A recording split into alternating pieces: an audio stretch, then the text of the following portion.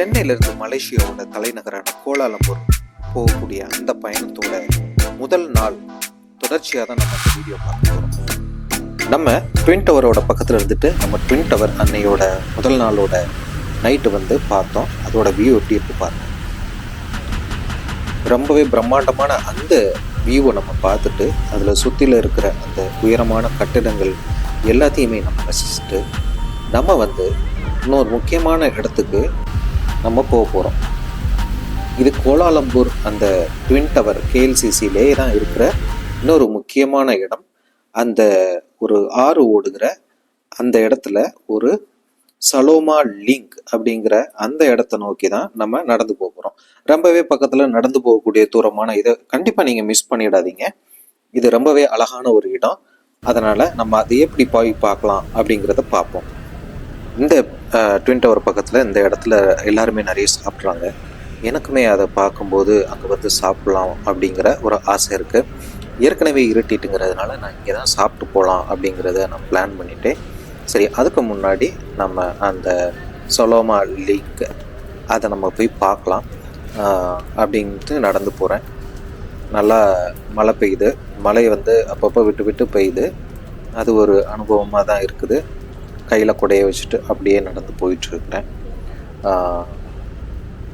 இந்த இடங்க நல்ல கொஞ்சம் இருட்டாக இருக்கிற மாதிரி இருக்குது. மேபி அந்த லைட்டிங்காக அந்த மாதிரி பண்ணியிருக்காங்களா அப்படின்னு தெரியல.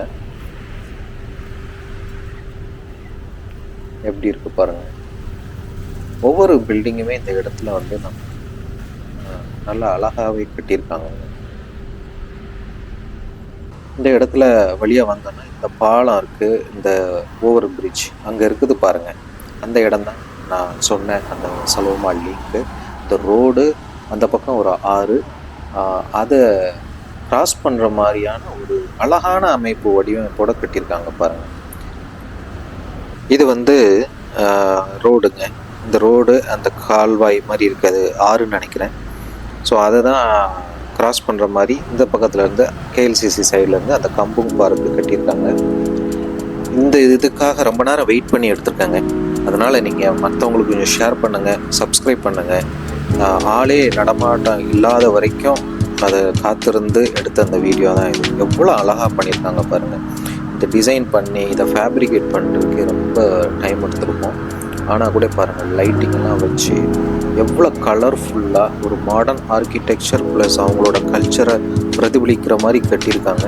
அங்கேருந்து வந்தோம்னா அப்படியே ட்வின் டவர் தெரிகிற மாதிரி, கம்புங் பார்லேருந்து வந்தோம்னா ட்வின் டவர் பார்க்குற மாதிரி அழகாக இருக்குது.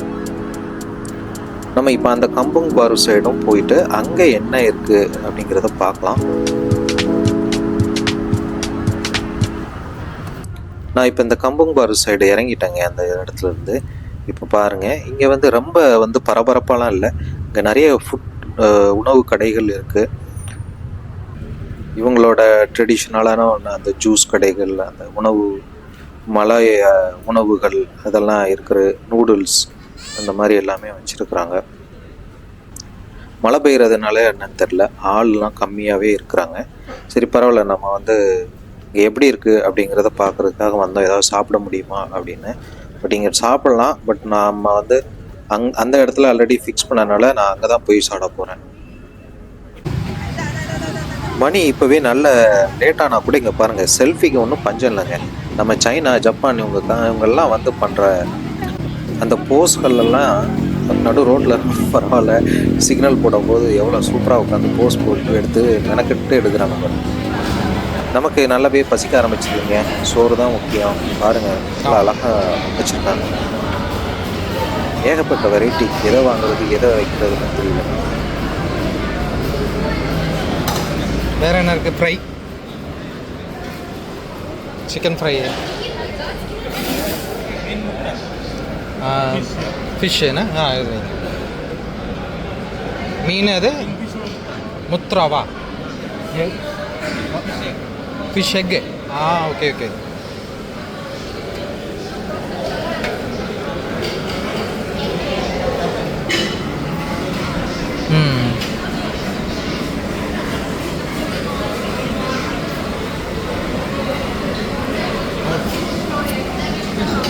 Chicken sir fish fry வச்சாச்சுல்ல.